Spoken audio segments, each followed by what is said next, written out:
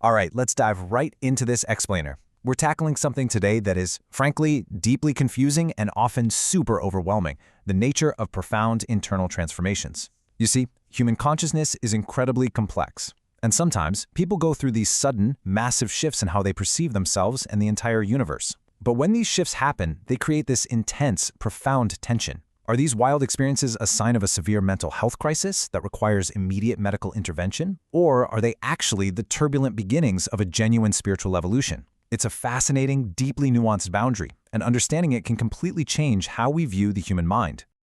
Here is our roadmap for today. We'll start with crossing the thin line, move into defining spiritual psychosis, explore types of transpersonal crises, discuss the dark night of the soul, compare awakening or psychosis, and finally wrap up with seeking support and integration. Section 1. Crossing the thin line. So, have you ever experienced moments that felt profoundly spiritual, but honestly left you questioning your sanity? This is a critical question from the mental health professionals at Insula Wellbeing, and it hits the nail right on the head.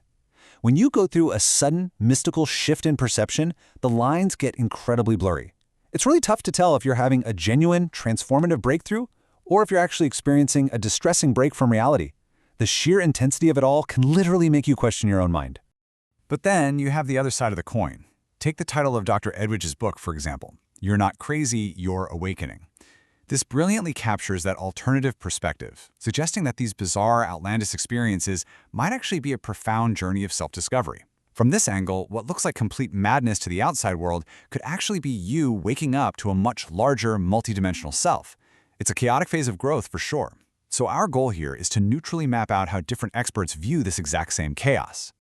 Section 2. Defining spiritual psychosis. Let's look at the traditional medical model first.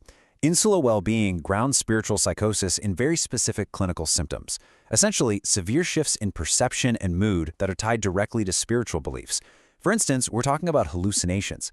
Imagine hearing whispers in an absolutely empty park telling you to follow a certain path, and you believe it's divine guidance, but there's no one there. Then there are delusions, like becoming totally convinced you're a chosen prophet meant to save humanity, which, as you can imagine, deeply alienates you from your family. We also see disorganized thinking, where someone jumps so erratically from topic to topic that you literally can't follow their logic. And of course, massive mood disturbances, cycling rapidly from this feeling of pure euphoria and divine inspiration one week to a really dark, desolate depression the next. Now, clinically speaking, a psychiatric emergency like this doesn't just happen out of nowhere. It usually unfolds in 3 distinct stages. First up is the prodromal phase. This is where you see subtle behavioral shifts and minor changes in perception. It's kind of the buildup.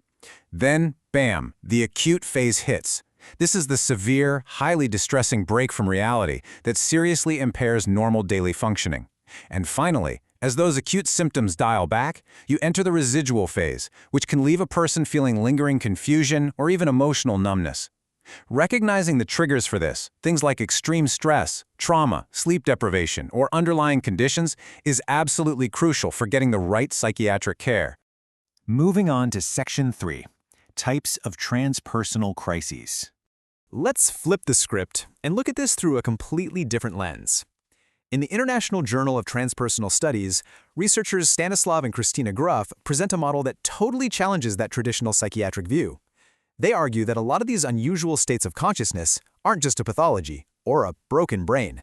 Instead, they call them spiritual emergencies.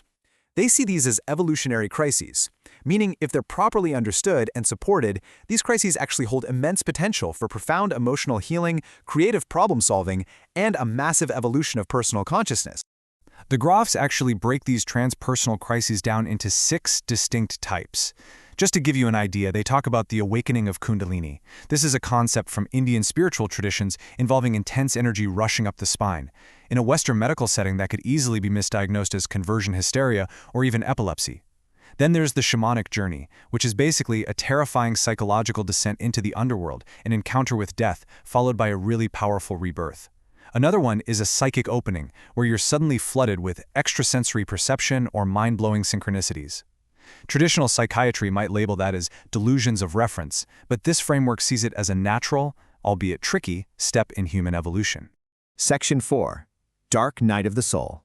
Building on that idea, the Jungian perspective views these intense ordeals as a necessary psychological purification. It's like the ego has to lose its old meaning so the true self can actually emerge. Let me give you a real-world example. Deborah Brent Maldonado, the host of the Creative Mind Life podcast, shared her own profound dark night. At age 36, she was living what society would call a perfectly successful life. But literally within the space of a single week, her company folded, so she lost her job, she broke off her engagement, and she had to move out of her shared condo. The whole shebang just gone. Everything turned upside down all at once. It was terrifying, obviously, but this massive disruption forced her to confront her shadow and step completely off the conditioned path. Looking back decades later, she credits that exact chaotic period with allowing her to live a truly authentic, creative life. The breakdown was quite literally the prerequisite for the breakthrough. Which brings us to Section 5, Awakening or Psychosis. So, the million-dollar question, how do we actually tell the difference? Insula Wellbeing gives us a really concrete mental model for this side-by-side comparison. Think of it this way. A genuine spiritual awakening typically expands your world. You get this heightened awareness where even ordinary things feel deeply meaningful. It brings a profound sense of inner peace and calm. And crucially, it connects you to others. Your empathy goes up and your relationships get stronger. On the flip side, spiritual psychosis shrinks your world. It's defined by deep confusion, distress, and anxiety. Instead of connecting, you withdraw. You isolate yourself because you feel misunderstood or even persecuted. And ultimately, it leads to a terrifying loss of reality where you just can't distinguish between what's actually real and what's a product of your own mind. Section 6, Seeking Support and Integration. Because these experiences, whether they're clinical or spiritual, are just so deeply overwhelming, figuring out your next steps is absolutely vital. You have to prioritize your mental well-being. Insula Wellbeing heavily stresses reaching out to a mental health professional who can give you bespoke, personalized support for your journey. Don't underestimate the power of joining support groups either. Finding other people who have gone through this same bizarre terrain offers immense comfort. And of course, doubling down on grounding self-care. Things like journaling, meditating, or honestly just spending time in nature can be a huge anchor when things feel chaotic. The absolute biggest takeaway here is that you do not have to navigate this chaos alone. Ultimately, understanding this incredibly nuanced line between mental illness and spiritual evolution empowers you to look at your own internal struggles in a completely new way. When the very foundations of your reality start to shake and you feel utterly lost in the dark, it is absolutely worth asking yourself this deeply transformative question. Are you simply breaking down? Or, with the right support and perspective, are you actually breaking through? Thanks for joining me for this explainer. I really hope it gave you some powerful new mental models to work with.